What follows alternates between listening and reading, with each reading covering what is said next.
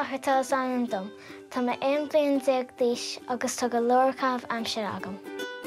Bíam ag sinan ar an bhliain, ar an pianó agus bíam ag duinmh ealaíne. Fuair mé an pianó seo mar bhrontanas nuair bhí mé 9 mbliana d'aois. Tá mé á hinnim ó shin.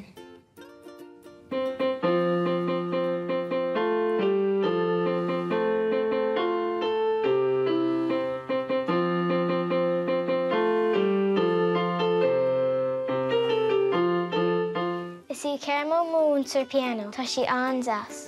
Nuair bhí mé I rang a dó, thosa mé ag sinim ar an bhliain. An puirt is fearlam ná if there weren't any women in the world.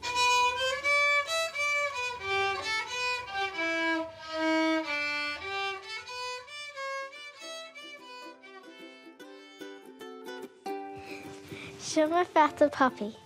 Bíonn sé ag giaglach gach maidin. Lá bháin bhí mé ag Charles Houston agus bhí ban ag paintá blachana. Dúirt mé é gur na picture an bhá agus gur málam a bheith ag paintá freisin. An sin, thug sí an peleid seo dom. Thug sí leabhar sketche agus scúb féinteala dom freisin. Bhí mé an sástal am hain.